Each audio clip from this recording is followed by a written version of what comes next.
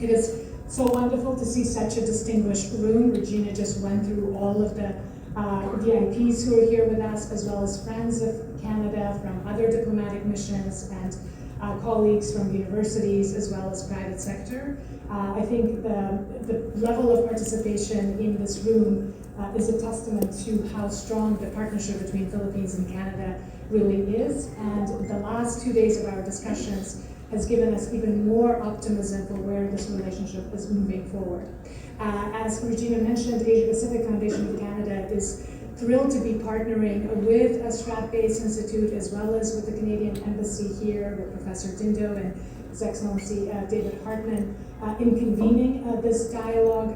We're thrilled to also have a delegation from Canada joining us, together with our former Minister of Trade, Minister Mary Eng, who was our longest serving trade minister and who's also traveled to Philippines many, many times. She was just here less than a month ago, so again, showing how busy we all are. And from Asia Pacific Foundation of Canada, for those who are not familiar with us, we are Canada's premier institution, non-government institution dedicated to deepening ties between Canada and Asia.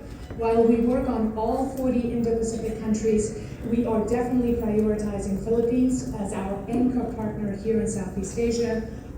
Even again, a testament to that is that this is my own 4th trip to Manila just this year, and my colleagues were here just last month leading a trade delegation of women SMEs, working with the Chamber and other partners here. So the relationship really is on the upswing. There's a ton of momentum, and we were very pleased to convene this particular dialogue at this really critical time for the world, but also for our countries. It wouldn't be a surprise to anybody in this room that the world is a much more divided and dangerous place. And in a moment like this, it's especially important to deepen friendships, especially friendships that are based on close people-to-people ties. In Canada, we have more than 1 million strong Filipino Canadians. In our own organization, there are several Filipino Canadians who work as part of Asia Pacific Foundation of Canada. So we have a relationship that's built on trust, on familial connections, on values that are similar. We are democracies, and we're living in a moment when democracies are under siege. And of course, here in Philippines, we are a frontline country. We heard quite a bit yesterday from various colleagues about what you're doing to strengthen your own resilience and what you're doing to deepen your partnerships, including with Canada. And our belief in choosing economic security as a topic was to recognize that because the world is more dangerous and more divided, the best way to move through this, to navigate these more choppy waters, is to strengthen our own economic resilience. So really to invest in our people, to invest in technologies, to deploy AI more productively, as well as obviously to strengthen our defense in a more traditional sense. So for Canada, this is really a generational opportunity when we speak about our defense and security posture.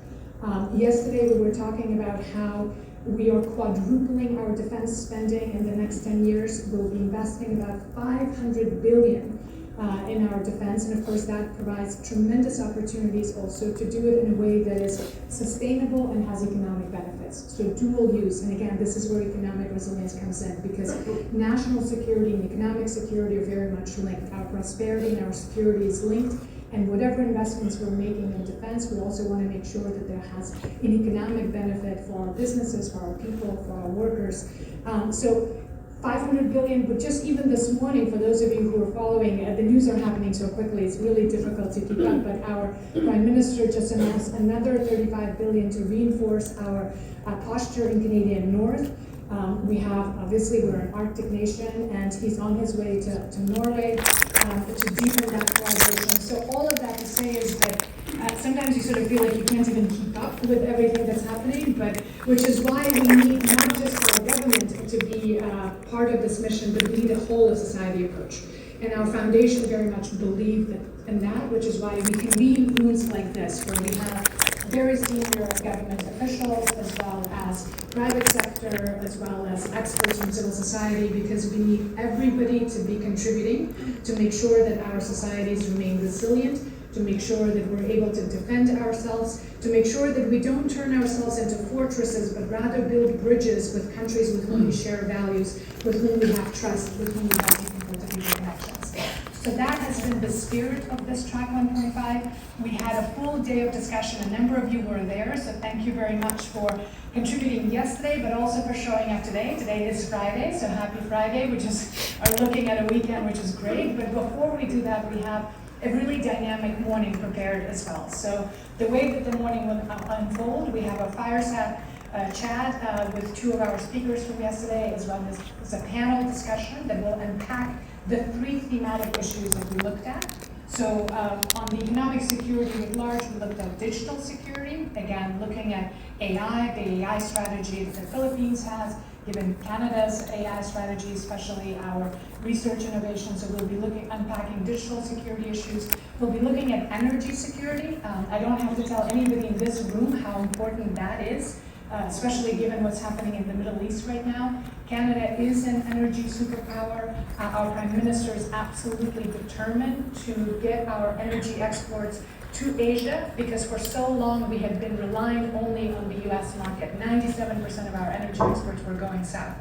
That kind of vulnerability, that kind of over-dependence is now a strategic risk, and we have to diversify, which is why we're coming to Asia. And certainly LNG Canada, which is just out of British Columbia where we're headquartered, has been a game changer. Since last year, Canada is able to export its LNG to Asia, and we hope that phase 2 of that project would also allow us to partner with countries like Philippines. Our Prime Minister is really keen to expedite that project, and we really hope that there will be opportunities here. That's just one element of it. There's obviously also nuclear, there's hydrogen, there's also looking at even crude. So I think when it comes to energy, there's a lot. Our dialogue specifically looked at critical minerals. Again, recognizing that Canada has know-how as well as capital and a history of engaging here, and a presence of engaging here in mining. So, and of course, Philippines, you're so rich in natural endowments, but you haven't yet been able to fully capitalize on that potential. So we want to be able to partner, and we feel that this is the moment to deploy our critical minerals, both for our digital needs and our sustainability goals, as well as obviously defense industrial production. So building supply chains that are democratic, that are not just dependent on China in this instance, is going to be critical. So it's critical, and critical minerals was a big topic of discussion. And then finally, we're really pleased to be looking, of course, at defense industrial cooperation. I already mentioned that, but I feel like this is the moment to really move forward. In the last 3 years, as part of our Indo-Pacific strategy, and because of the tireless leadership of our ambassador here, I think we've seen such a deepening of our defense partnerships. The fact that we have a visiting forces agreement that was signed last year, it's our first one outside of NATO. That tells you everything you need to know. That we have a visiting forces agreement with Philippines, we don't yet even have one with Japan, our G7 partners. So we're in a very unique moment to deepen that kind of both partnership from a policy perspective, from a strategic perspective, but also when our defense industrial bases come into place. So that's the third topic that we discussed. All of that to say is that we had a really rich discussion. We look forward to this morning's conversation and to further deepening a whole of society partnership between Canada and Philippines. So a huge thank you on behalf of the entire Canadian delegation who's here. I look forward to the conversations, and we have 2 keynote addresses before we get into the panels, and I will let Regina to come up and introduce that. Thank you very much again, and a warm welcome. Must hold, and also thank you for using up all of your frequent flyer miles in the Philippines. 4 times in a year is a lot, I have to say, but we appreciate the dedication. Through the Filipino perspective on strengthening economic security, please give a warm round of applause to Stratbase Institute's president, Professor Victor Andres Dindo Manhit.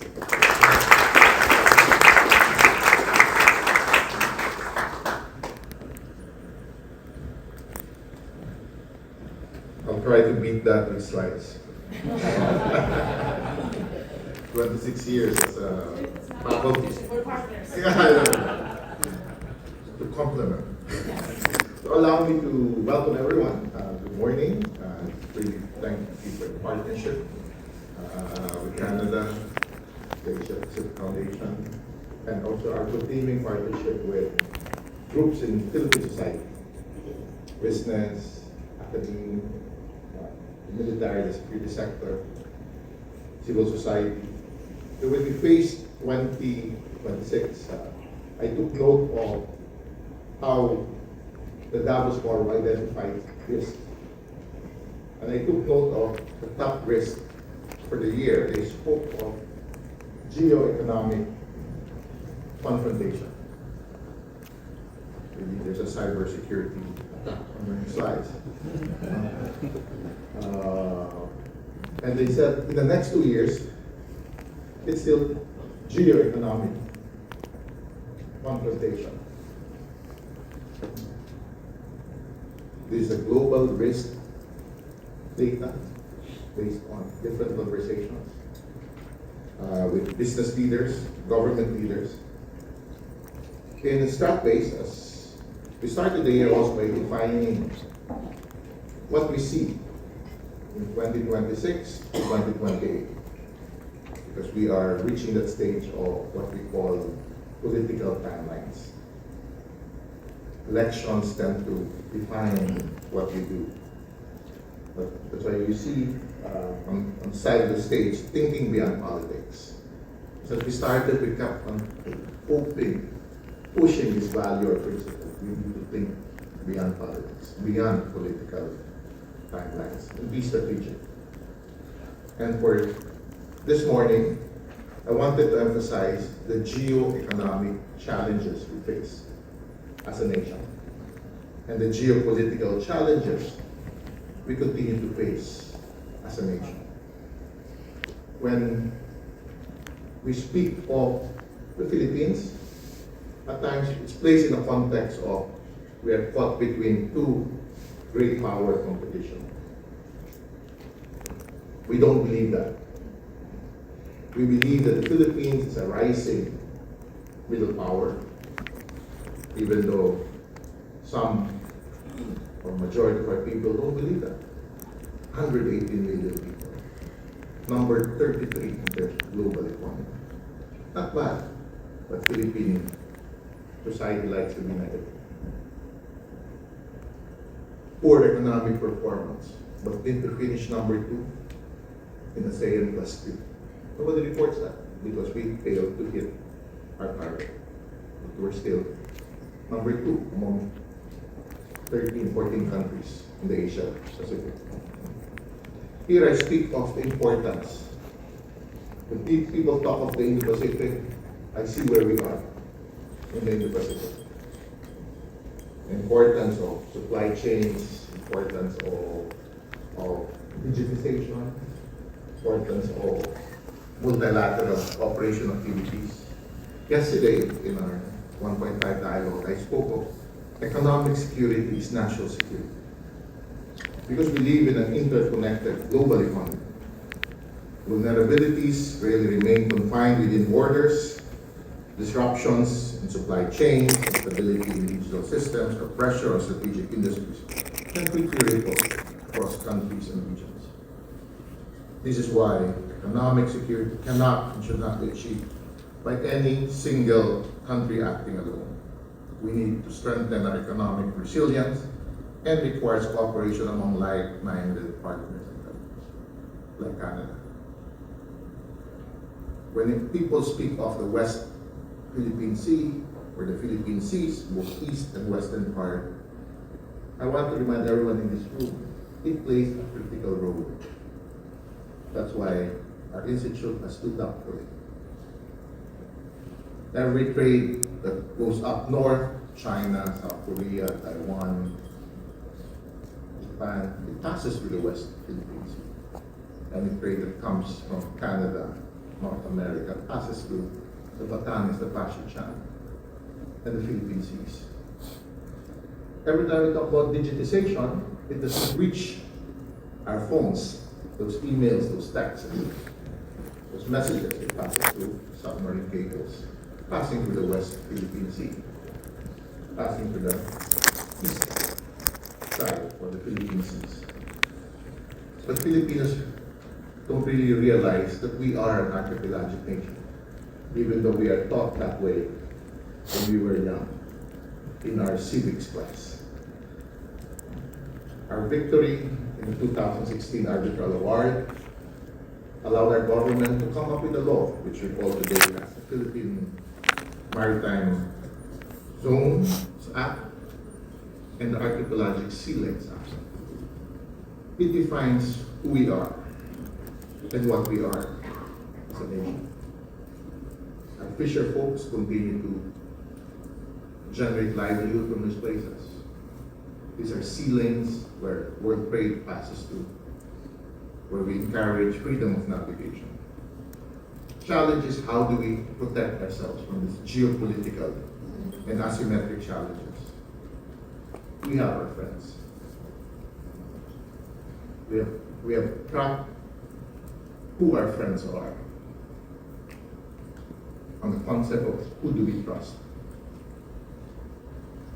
Because I used to be a political science professor, when I used to study governance, the operative word for is who do we trust? When I look at public officials, that's why for some of you track surveys, I developed that with Social Weather Station in 2004. Who do you trust? That's why we continue to release that. But we also ask that question, who do we trust as our friends? And that is what we argued when we launched the book early this year. And some of my colleagues who wrote chapters here are with us today. We spoke of the need for resilient growth, inclusive governance, and geostrategic thinking. We need that kind of thinking. With strategic thinking, we get strategic engagement also. That is what we're having this morning. I might steal from the talking points of Yusek Perry, but I've always argued we are of a geostrategic location. Not only in defense, but imagine if we can turn this into actual investments. Our strong partnership with like-minded countries can also generate investments. Investments that can bring about jobs, bring about livelihood for our people. Especially when you have a young workforce. A workforce that is ready to contribute for abundant critical minerals that will be emphasized by Undersecretary DeVille. And we have enough laws that's barely discussed that's meant to generate this type of investments. We have been resource persons to some of these debates in both houses of Congress. And we're happy that it has passed. Something that a lot of Filipinos don't realize, when you hear that we have an expensive electricity, please read Create More, because it can gate the expensive electricity. It is a mechanism. I never believed that, because that was what then Secretary of Finance Ralph Rector told me in one of our events in Stratbase. Then I spoke to Still Asia, expanding their investment in the country. They said, don't you have challenges in electricity? And the chairman said, no, you're Create More. That's what we are using. The tax incentive there negates the cost of electricity. The reason I'm saying this is that people focus on the good things happening in our country. Or when you generate work with the private sector, with government, and come up with a new tax regime on mining, and the future is mining fiscal framework for critical minerals, or even the green lanes that can fast track investment. Quite sad that it's still an executive order, but it's pending in both houses of Congress. The reason I'm saying this is that in a world marked by intensifying geopolitical and geoeconomic risk, the resilience of our economic system has become increasingly critical to safeguarding national stability and long-term prosperity. Economic security is national security. I've spoken so much about this through the years. By bringing together experts and thought leaders from Canada, from the Philippines, we hope to create a platform. That's the reason why we founded Stratbase in 2024. A candid, forward-looking discussion on areas where cooperation can deliver tangible outcomes. As mentioned by Rina earlier, digital resilience, critical minerals development, and defense industrial collaboration. Again, good morning and thank you for joining us.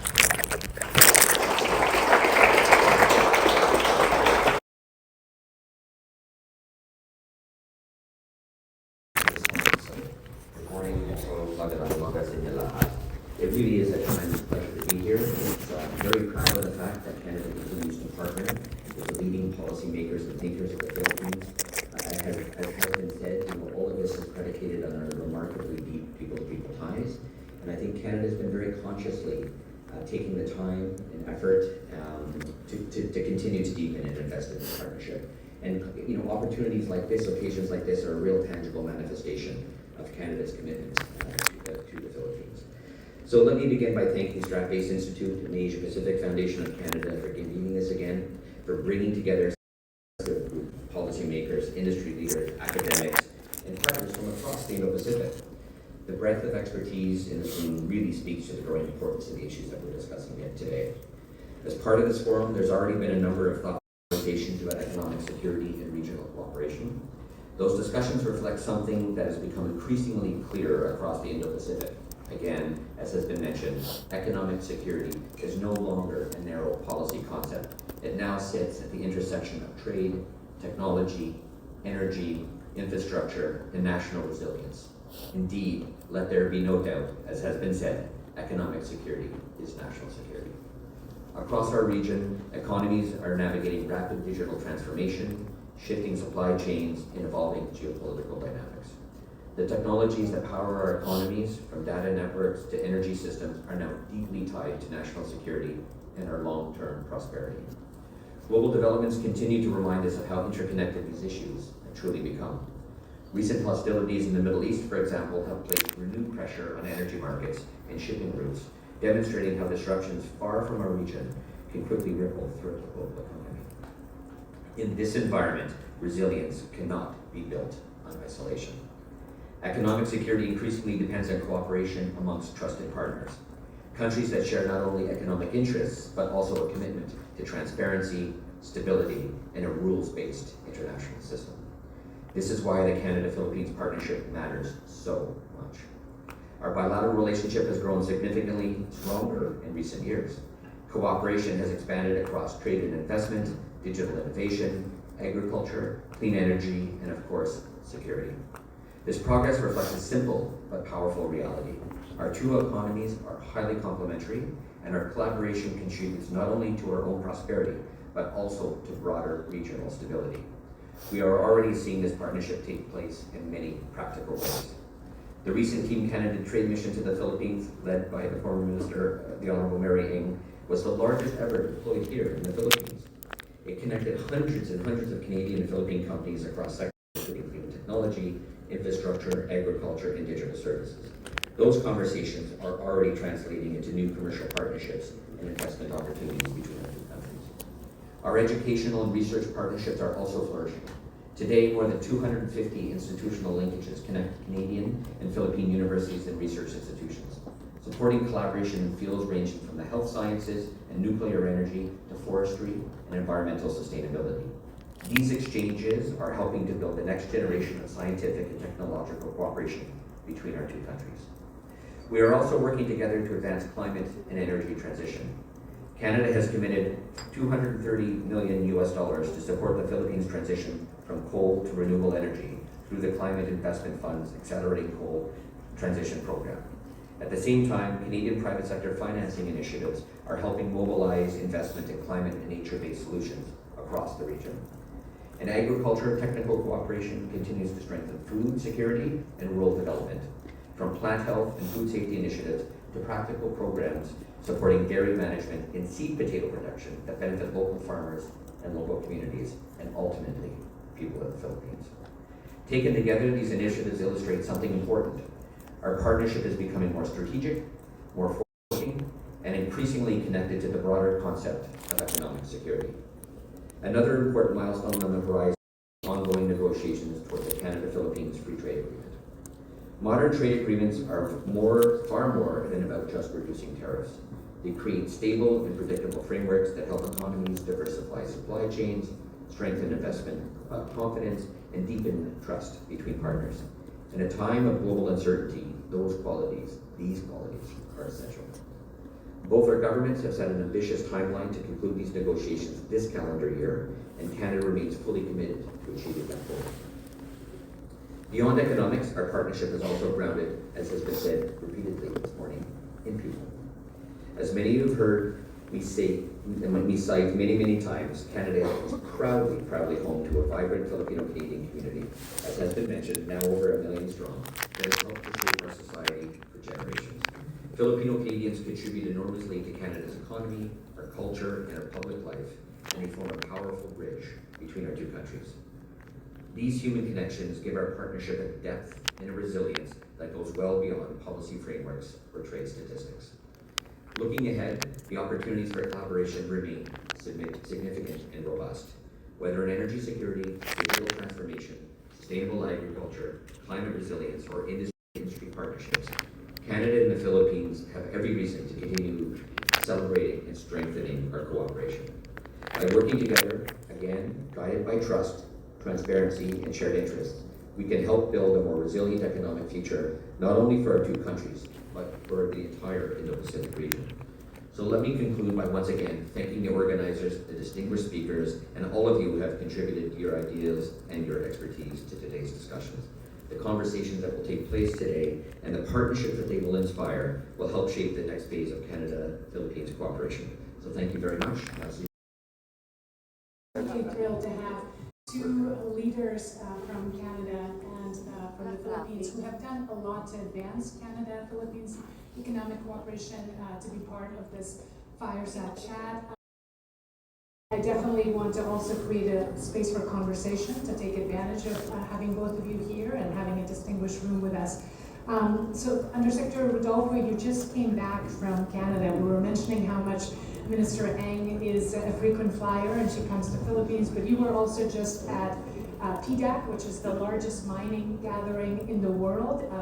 I'd love to hear, maybe before we even begin into the economic security, just your impressions of the conference and being in Toronto.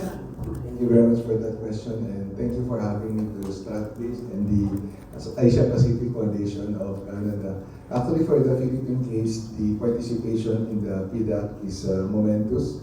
It has been a deliberate 3-year journey on the part of government to have the country's first pavilion in the PDAC. So when we started this process, we really identified that by this time, mining and mineral processing will not be a priority sector for the Philippines. It will be the priority sector. So number one in terms of all of the sectors that we are promoting. And when we say promoting the sector, we take a look at it not just from the promoting from a marketing sense, but really promoting the development of the sector. And in that particular case, we looked at 3 elements. Number 1 is policy, number 2 is permitting process, and number 3 would be partnership. So in terms of policy, we made sure that in that 3-year process, we will already have the right policies that would attract investment into the Philippines. And it was mentioned earlier by Professor Dingo that we have passed the mining fiscal regime law. So that's very important, and that is fairly well received by investors, national government, and local communities and local government units. And then second is the permitting process, because we are anticipating that within the next couple of weeks, the President will be signing an executive order that would, wala namang presko dito, so, okay, any more team. But according to ASEC Mike Cabalda, so it's not me, but the colleague of USEC City, the lead Assistant Secretary Mike Cabalda of the MGB, saying that it will be able to cut down the permitting process for the Philippines from an average of 11 years to 11 months. Wow. Without cutting corners, but just cutting red tape, meaning ensuring compliance with environmental laws, protection to labor and to local communities. And then third is the partnership. Of course, very important is the partnership domestically between the private sector, government and NGOs, but equally important is the partnership that we do cross-border. As you may well know, one of the last official acts of Secretary Popo Lotilla was the signing of an MOU on critical minerals mining and mineral processing cooperation with the United States, and we were there in the US for the critical minerals ministerial meeting. So that's very important for us, and we hope that with Canada we can also have a critical minerals agreement, given the prominence that we're putting on critical minerals. So in short, it was a very productive inaugural country space pavilion for the Philippines, and we hope to continue with that and even participate in a bigger way next year. Thank you. That's fantastic, and thank you for even making announcements. So I know some of our friends are going to be from the media will be excited about that. And Don't be. That has to come from the DNR. Sorry. we will wait for the proper announcements, but certainly it's processing time has been an issue obviously in Canada as well. And when you say from 11 years to 11 months, that is a big jump. And absolutely, I think, Undersecretary, the idea of having an MOU or a deeper cooperation between Canada and Philippines on critical minerals is absolutely what needs to happen. And we'll get a little bit more into the energy security pieces of it. But Minister Ang, maybe if I could start by asking... You know you need to call me Mary, right? I keep saying that to this room. No one listens to me. I mean, Mary. we are on the record, so, but Mary, yes, which is a wonderful Catholic name, and being in a Catholic country that we are, so I'm happy to call you Mary. You led one of the largest Canadian trade delegations. You were serving as a trade minister at the time. As Ambassador Hartman mentioned, there's so much interest on the part of Canadian businesses to come to Philippines. So maybe let's start by getting your reflections from that visit, as well as obviously from your launching of the FTA. So to give us a little bit of a history and a picture of that. Well, thank you so much. It's terrific to be back in Manila, and like Nina, I am booking those frequent flyer points on Air Canada, by the way, which launched its route at that trade mission that I led just about a year and a half ago. It was a dynamic mission, because it's one thing for a trade minister to say, geez, I want to go on a trade mission, and I want to bring a bunch of businesses, and let's look at a market like the Philippines and make the announcement. But those in the private sector will know that you're not going to get on a plane, you're not going to make the investment unless you absolutely believed that there were economic opportunities, investment opportunities.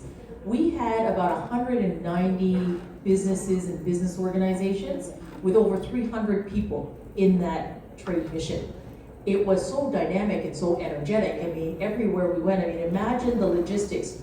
One night we were trying to do a reception for everyone, and we had to put people on buses, all 300 and more of them, in Manila, so that we can all be together. And that's just on the Canadian side. So not including though our friends in the Philippines. But what am I trying to say here? I'm trying to say that that the energy, the interest, the opportunities that Canadian businesses, investors saw, got them on a plane.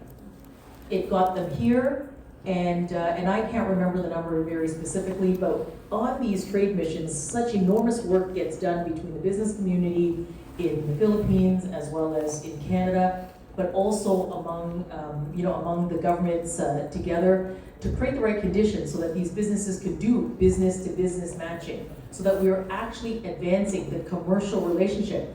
And maybe an interesting point about that was I launched exploratory discussions and dialogue for a Canada-Philippines free trade agreement. So the businesses came here before an agreement, and I thought that was really important too, because I think I hope what it demonstrated to our Filipino partners was that there was genuine interest on the part of Canadian businesses. And at the end of the day, you can negotiate an agreement, but unless your businesses and your investors find the advantage, the commercial advantage to coming into market, led by people in government like me, you know you've got something there when they're showing up, and that's what I saw. Terrific. Undersecretary, speaking of the opportunities that Minister Eng just mentioned, that Mary just mentioned, what are some of those sectors? So you've already mentioned critical minerals, but what would be some of the other sectors that would benefit from an FTA from your perspective? Thank you, maybe just to contextualize things also, and also take a look at it from the perspective of Philippine priorities. I already mentioned mining and mineral processing as the priority. Then the next one is digital infrastructure. Then the third one is tourism.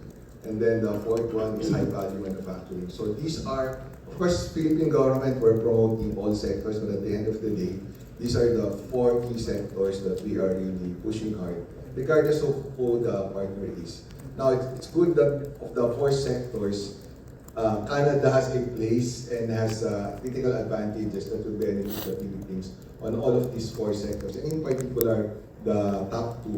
So in addition to mining and mineral processing, we have digital infrastructure that will include subsea submarine cables, that will include data centers, and that will also include telco towers, as well as the peripheral industries that they enable. So including, for example, IPBTO, we have TELUS here in the Philippines, and Ubisoft is also here in the Philippines for game development.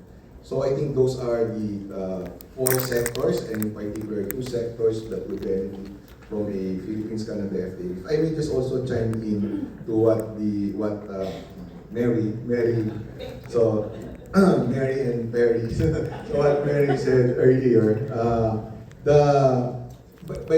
if you engage the private, in a typical FTA negotiation, you of course have to engage the private sector to consult them on the FTA. But by the time that you do that, you're already quite behind. So the best time to really engage the private sector is before you even negotiate the FTA. And by the way, Mary, if I may just say this, I know that the ambassador knows what I'm going to say next. When it comes to a Philippines-Canada FTA, we started even before in 2014. I had a good fortune in 2014 to lead the scoping exercise with a distinguished Canadian diplomat, Cameron McKay, if I'm not mistaken. And we had very good results at that time, already saying that as early as 2014, we should engage in a bilateral FTA. Unfortunately, Canada pivoted towards a regional approach. So you prioritize the Canada-ASEAN FTA. But by the way, during our chairship of the ASEAN this year, so we are, as part of our priority economic deliverable, would be to sign and conclude the Canada-ASEAN FTA, plus of course, to even go faster on a Philippines-Canada FTA. I bet you, Mary, we will finish both, Ambassador, but I'm sure that the Philippines-Canada FTA will be finished even earlier, by a few months, than the Canada-ASEAN FTA. Cool. I think President Marcos and Prime Minister Carney have agreed to do both, as you said. So when they launched the Canada-Philippines FTA at the last ASEAN in KL, that's what they were saying. And so, Mary, if I could bring you in to kind of speak a little bit to, from the Canadian perspective, what that FTA does, and actually also explain sort of the difference between the ASEAN and the bilateral, sort of why do we need both? What are the opportunities in the bilateral that we may not have with the whole ASEAN, given again the unique partnership we have with the Philippines? Sure.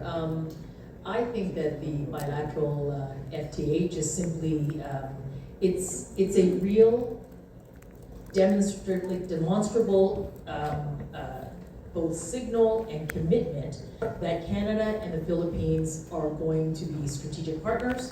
We're going to go fast. We are going to replace the trade architecture. We are countries that are middle powers who care about the rules-based trade system. So yes, in those agreements, you're going to deal with sort of, you're going to deal with tariffs, you're going to deal about, sort of market access and all those things that belie a free trade agreement. But as others have said, you and others, Dindo has said, economic security is national security. And to have that framework with the Philippines, I think, is really important because it says to the private sector as well, who count on governments to create stable investment environments, that agreement is going to give us that bilaterally.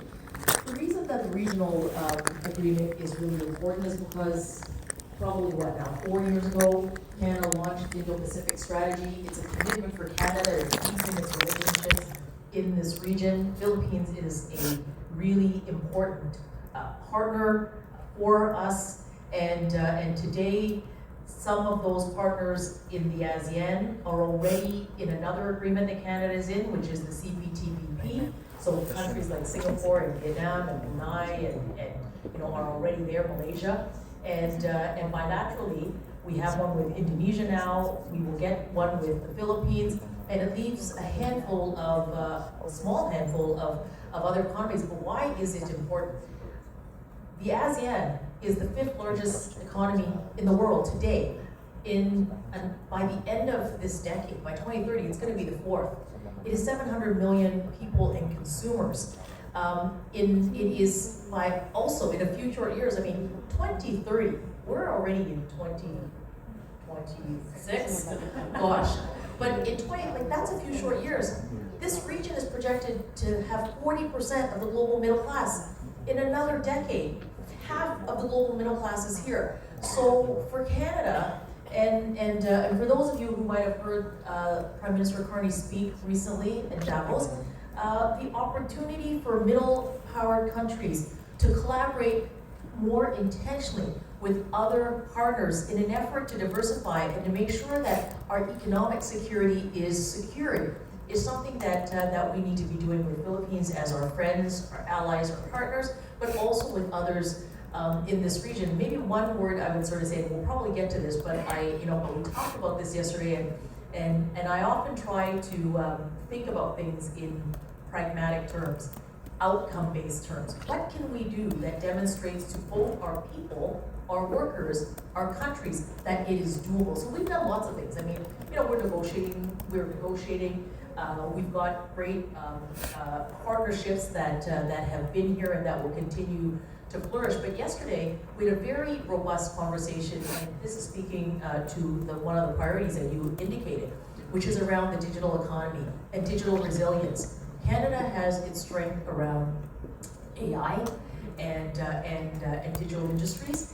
And if I think about ASEAN, and I think about the Canada-Philippines partnership, and I was getting ready to come here, I thought, Canada and Philippines today are co-chairs of the OECD's program for Southeast Asia region. So we're already co-chairs. We decided that, the ministers decided that in June of just 2025, so just about 6 months ago. Philippines is the ASEAN chair, and Canada committed as part of its efforts to the ASEAN what is called it's AI Connect under the trust fund. It's an ASEAN trust fund. So the Canadian government's commitment. So this was a couple of years ago, because I announced it. It was just a little over $11 million, but 1.8 million is for AI Connect. So there's already a commitment by ASEAN with Philippines as the chair for $1.8 million to do a project called AI Connect. And it is to deal with AI governance. So you've got funding that is already committed, where Philippines is the ASEAN chair. You already have a mechanism through the work that Canada and Philippines are doing, because we're co-chairs, through the Southeast Asian Regional Program. And we have an alignment in terms of objectives. You've articulated, one of the 4 priorities is digital resilience and digital economy. AI Connect and AI governance, whether it's trust in data or how we could, how we, using the expertise that Canada has, just essentially, I sort of said this, and many people are sort of said this yesterday, let's just go do it. So I would encourage us to, and my appeal, we can do it. We are ready to go. We have built platforms and systems and architectures that's ready to go. And I would just say, that little clip over there, let's just jump. Let's do it together, and let's not waste the opportunity that is the time right now. We have a perfect alignment right now with the chairship, and let's let's get on and start doing something. And in fact, I would say, well, look, we can do something in 12 months. I'm not kidding about that. So let's do that. And I would encourage the private sector as well as our friends in government to just find the way and collaborate on that. And that is a very tangible thing that I think we could be doing. I'm sorry I took a lot long. No. I wanted us to get tangible, because if there's one thing you're going to hear from me is, what is the practical thing that's tangible that we can do right now that will yield benefits to our people and to the Filipino people and to both of our respective governments, that demonstrates this is possible, even in this global upheaval. It is absolutely possible between our two countries. I think that was the message that came out very clearly yesterday. I mean, I think if there was a tagline to the discussion so far, it was "just do it," which we're borrowing from Nike in a sense, because with so many other relationships for Canada and perhaps even for Philippines, there's a lot of foundational work that needs to happen. There's a lot of repair. You have to do a lot of negotiating before you get to a common understanding. I think the message very clearly here is that Canada and Philippines are already there. We have the foundations, we have the good relations, we have the trust, and now we need to overcome whatever barriers exist to making those practical connections, to fully utilizing the FTA, to helping each other around those priority sectors that you've identified. So at the risk of sort of getting us a little bit to dive into the challenges, because I know the atmosphere is very positive, but I do want to get a better understanding of what has prevented us from just doing it, from just moving ahead, and from actually having a more robust trade and investment relationship that fully reflects the potential. Because I think we're doing a lot, but there's a lot more potential. So if I could get both of you, but I'll start with you, Secretary Rodolfo, if you were to think about what has prevented us from doing more, and so what are the challenges, and also what are ways in which we can address it in this moment with this new momentum? Thank you, Vina. Maybe two things from our side. Number one is previously having a secure, big secure market. So for example, in the case of the Philippines, our biggest markets are actually, the top three biggest markets for the Philippines are US, China, but if you take China plus Hong Kong, China will be the biggest export market for the Philippines, followed by the US and then Japan. These three together will account for more than 60% of our total trade. So a focus on the established markets, and then forgetting that there are other markets that we can diversify to. I think for Canada's case, it's also obvious that has been a problem, but our current geopolitical environment really just puts a tremendous opportunity for both sides. And then the second one is the distance. I think the challenge, meaning physical distance. But for me and forever, we have to be very optimistic if you want to stay in government. And I look at that distance as really an opportunity, because it does not make sense, it does not make economic sense for us to trade in low value products. There has to be some processing on both sides. And this is also true for mining, and that's why the focus is also on mineral processing. Because why bring unprocessed ore across the Pacific if you're going to just bring in very low value? There has to be at a certain level of concentration for this to happen. I think now is just the perfect time for us to work on these things. Absolutely. So maybe if I could just dig further into what you just mentioned, particularly around moving up the value chain, especially when it comes to natural resource extraction, moving into the processing, because frankly, when it comes to critical minerals, it's the processing which is a choke point on the part of China. We're all endowed with resources and we can extract them hopefully faster and better. But on the processing, one thing that keeps coming up is energy security for the Philippines, right? To have predictable and affordable energy to be able to process. Are there things that you could share about that in terms of the plans for the government?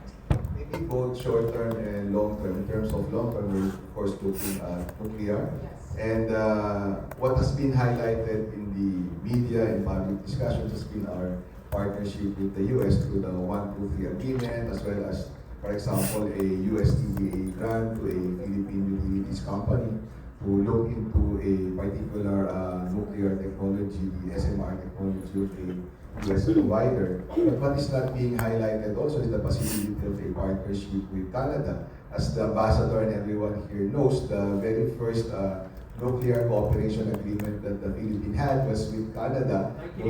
1983, and that has since been resigned and updated during the During that trade mission. during the trade mission. And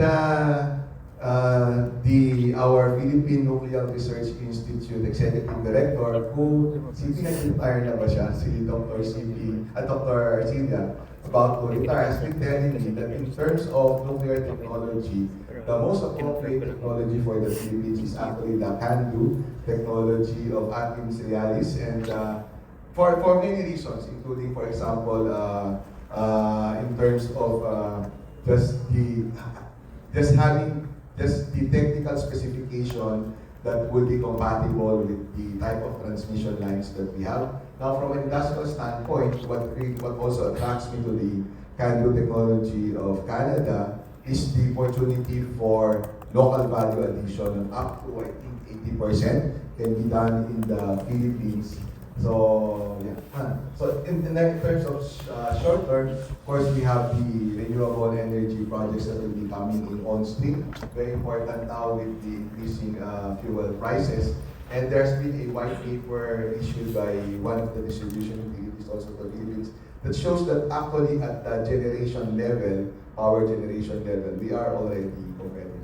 Interesting. Can I just hop in there for that, because Canada is, especially the province that I'm from, in Ontario, is heavily powered by nuclear energy. So therefore, the entire supply chain ecosystem, along with the capacity development, the training, and the reskilling, and you know, there's such expertise that is there. So in that spirit of just doing it, there are some opportunities that even before the decisions are made around, you know, what technology, the building of that capability and that capacity, there's real opportunity to be doing that with some of our important post-secondary institutions, sort of from applied all the way to, you know, sophisticated R&D and engineering, so forth, that really lends itself to, you know, to that particular priority around energy security.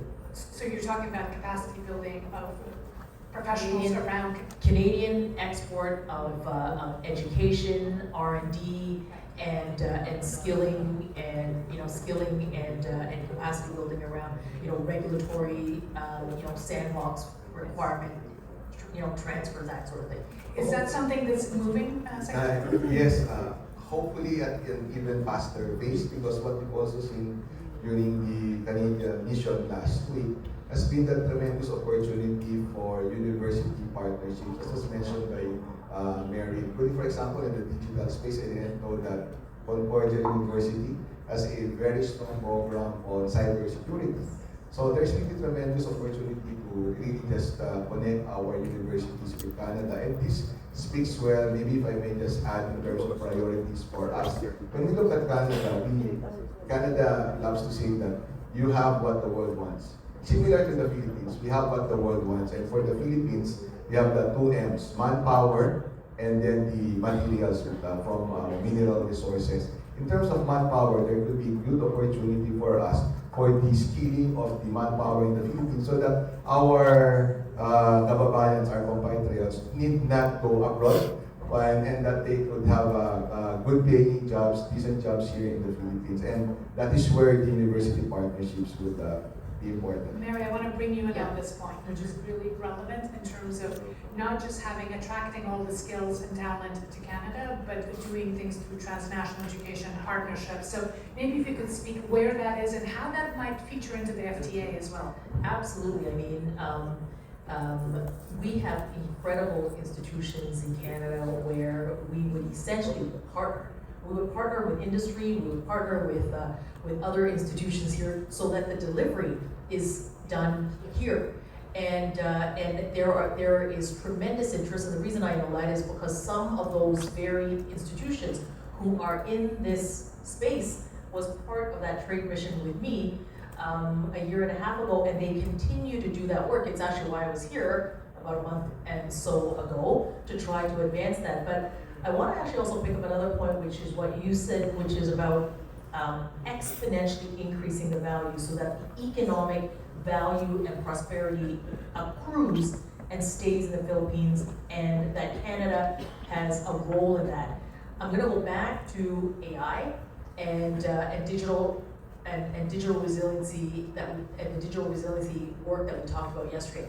If you think about the implementation of AI and the opportunity, whether it's PBO, PBO services here in the Philippines, and what that's going to look like in a world and an economy that is going to be an AI economy in the future, or in other sectors, whether it be health services or whatever. And your next panel can get into sort of much more of the specifics, but Canada is ready and to collaborate with the Philippines in terms of how to implement, in terms of just implementing. I mean, and if you take one example, PBO services. If we implement and we do AI through that, we're going to be able to stress test in real time the AI policy that is the Philippines, the AI policies that are Canada, and in a very practical way so that you are both transforming, increasing value, and positioning Philippines and Canada in such a way where it becomes, where through that transformation, you get the economic benefits, not only for the Philippines, but actually for then further export into the region and probably beyond. It is ready, and it is there to be done. And I know I keep going back to the other ASEAN/Philippines/Canada project, because I think the modality is there. And while that might not do the whole thing, it for sure sets it up to begin to do, it begins to get it on. It's a great start. And yesterday, as I was talking to the undersecretaries, I thought about the role of government, and we've often, we've done things the same way for a long time, right? You develop the policy, you consult on the policy, you bring people in and expertise in to see whether or not it works, etc. I just think that we have to be imaginative, and I don't think that we can be imaginative. You can't be imaginative with everybody. But I can tell you that Canada and Philippines can be imaginative together and co-create together. And in doing so, roles for government, both Canada and the Philippines, could literally help as they implement sort of AI, let's say in PBO. It means it will necessitate kind of some modifications around regulations. It will necessitate stress testing our AI governance, our data governance. Do those things. I think, so, I mean, it does take a bit of a risk. It does take, and it does, and I would say frame it for the public that, look, this is a bit of a new and a creative, but an ambitious way of doing something that ultimately actually yield us some really strong benefits for both countries. And I think we have to look at it in a bit of a outside the box way of thinking. Did you want to respond? Yes, first on the AI bit, I think really there's an opportunity for us to reposition the Philippines away from labor cost advantage to labor capability advantage, especially as we bring in AI. We've been to the facility of Ubisoft, and tremendous how they are using AI now to influence game development. Then this, And open tech. open, yes, Minister, sorry, yes, Mary. And then the second one, Mary mentioned about regulatory sandboxing. That's also important. I'm sure CP would agree in terms of processes, permits for mining, including very important for engaging indigenous people. So we've seen how Canada has done it in terms of your having a First Nation fund to allow equity investment for your First Nations in mining projects. So wow, that's really an eye-opener for us, and introduces a new way of engaging our indigenous communities to make them really as partners.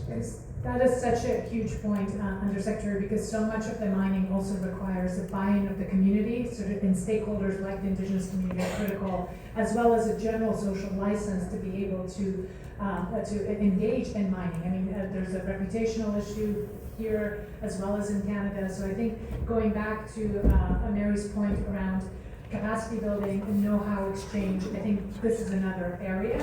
We mentioned nuclear as an area where we can move, but I think around mining, that's a huge potential for our universities and also civil society organizations And this is also where media plays a key role. We've talked about that around narratives when it comes to mining, which I think is a really promising area. One thing, Mary, that I didn't get to draw you in on was, especially when you were a minister, what are some of the challenges and why the relationship's potential isn't yet fully realized? I mean, I understand we're in a new moment, but if you were to reflect on that, like what are some bottlenecks and what are ways in which we can use the current crisis as an opportunity to get through those bottlenecks?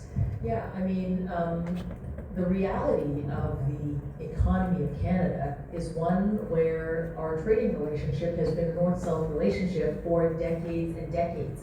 It has served us well, of course, but we are, 75% of our exports go into one market.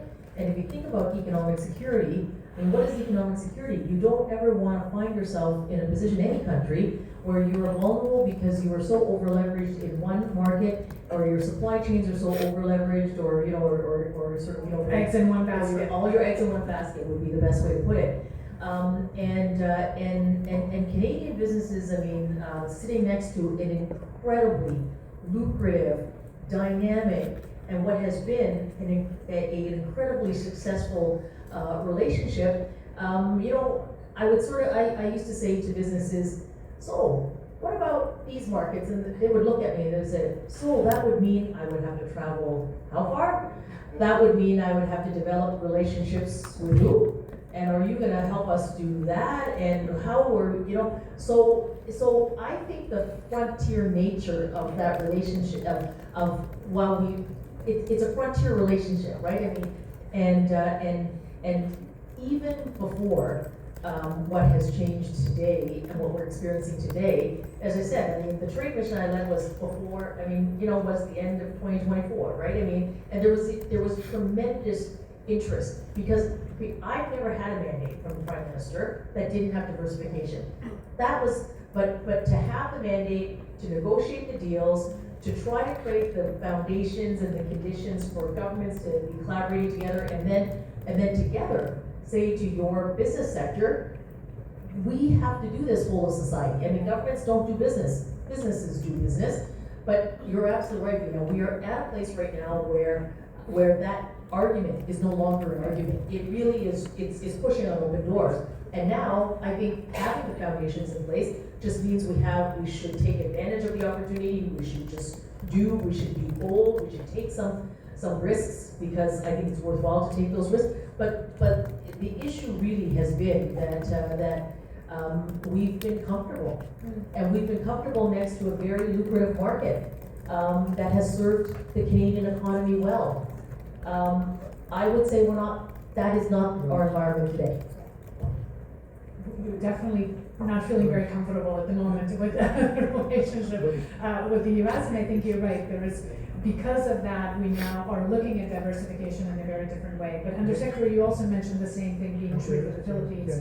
Even though you're far from the US has been your primary ally, both in terms of security and defense, which remains, but also in terms of your economic relations. And you're having to manage the China-US dynamic a lot more than we will, or have until recently. So I guess in that spirit, we've spoken a lot about the bilateral Canada-Philippines opportunity. But I think we're also in a moment where there's an opportunity for like-minded democracies, for countries like Japan, Canada, Australia, European countries to be doing more together. And certainly our Prime Minister is very keen and has been making lots of speeches around middle power diplomacy. I wanted to draw you in on does that look like from Philippines? What are specific opportunities? Sort of how do you see the Philippines position itself? As Professor Dindo mentioned, your strategic location is relevant for these supply chains. So I want to hear a little bit from you how you're seeing the broader picture and these mini-laterals and where Canada and Philippines can come in around specific issues. I guess we have to also emphasize that there are a lot of similarities between Philippines and Canada in terms of, for both of us, we're managing a complicated relationship with a big neighbor. And there is also a complicated relationship between these two big neighbors. So it is in that sense that I'm looking at an opportunity for Philippines and Canada to really be part of the conversation on how we do we move forward and provide positive outcomes from all of the geopolitics that is happening. So that, and when it comes to supply chains, resilience, etc., very critical will be the critical minerals. I think we're looking at it from the two sides: critical minerals and the high-tech industrial manufacturing, including those that would have to service AI infrastructure. Sorry to say, but for us, a key governance framework that we are looking at now is the PAC Silica of the US. We're actually very much interested to be part of the PAC Silica because it rests on two legs: critical minerals, which we already have with the US, and then the second one is the AI, meaning being able to be part of the AI supply chain of the US and the allies. For us, actually, if you look at in terms of opportunities for the Philippines in the AI space, we're in a much better space now, with much better pace than where we were in the previous US administration. You would remember President Biden issued an AI diffusion framework where the Philippines was not even part of Tier 1 partners. But now, given our engagement with the US, we're even, sorry, I don't know in the media, but please don't quote me on this, but we're even talking of a special economic security zone where we could have all of those computing technologies for AI can be housed here in the Philippines. So we're in a much better space with the US, and we hope that with Canada, it could be even in an even better space. That is really interesting, Undersecretary. Of course, the new initiatives that the Trump administration is promoting, both on the digital side as well as critical minerals, those are relevant. And of course, there are a number of initiatives that Canada has been working on with the US and others through the G7+. Mary, if I could bring you into this, and this is, I recognize it's an evolving conversation, but for us, I mean, while we are diversifying, we also have to manage the US dynamics. So, and especially when it comes to things like digital technology, I mean, there's really kind of two main stacks, the US one and the Chinese one for the moment, and we are, for better or worse, than the US one, and likely will stay there. So how do you kind of square that circle of us trying to create alternatives, but at the same time still needing to manage the relationship with the US, including because if we want to deepen partnerships with Japan or Philippines, we need to be part of those US-led initiatives. So if you could weigh in on that. Yeah, absolutely. I mean, we have to be able to walk and chew gum at the same time. Absolutely, we must diversify and build out the relationships and commercial and trade opportunities, business-to-business opportunities, investment opportunities with partners like the Philippines. At the same time, the U.S. is our largest trading partner. I can't imagine that the U.S. is not going to continue being an important trading partner to Canada. They're our neighbor, and our commercial and trade relationship is a very, very deeply integrated one over decades. I would add Mexico to that. It is the North American, it is the North American economy, and the North American economy, because of its geography, because of its history, and because of of our democratic nature of our countries, is going to continue to have us absolutely working together. But we need to be doing that from a position of strength, from a position of resiliency. My former colleague in Minister Luong is doing a tremendous amount of work with the United States as well as with Mexico. The review that was negotiated when we renegotiated NAFTA 6 years ago is coming up to this July. There is work that has been going on between all three countries to look at what we will do collectively as trading partners on the future of the Canada, U.S. and Mexico agreement. We have to do both at the same time, and I think that there is an interest base that is there despite the uncertainty that is there. And I think that the government today, I think they've taken a pragmatic approach. I don't think that you react to everything. I think you do the work that is important at the working level, at the ministerial, you do the work. And because there is a lot of technical work that has to be done by a lot of experts in all of the countries. So you keep doing that work. I would say that today, USMCA or CUSMA continues to be good for Canada. We enjoy 85% tariff-free right now with the existing agreement. We have a few sectors where it's very, very hard. The steel industry, the aluminum industry, the forestry industry, where we're facing down 50% tariffs. Those are brutal. They are punishing. And we have to work as hard as we are, and I know we're working as hard as we can, to make sure that we are diversifying, like Minister Jolie, the industry minister, has just released an automobile diversification strategy, right? And a whole host, the defense industrial strategy. So there's a whole range of industrial policy work and design work that the government is doing, while at the same time doing the work with the United States to ensure that going forward, it continues to benefit. And by the way, it isn't just a benefit to Canada. This agreement, let's be candid, we continue to enjoy what we enjoy under this existing trade agreement because it also works for American businesses and American workers. That is just the reality. But I just think that it is very difficult because there is the overall environment is so uncertain and it can change at the next tweet. But I think you have to just be, I think you have to have discipline and respond when it's warranted to be responded to.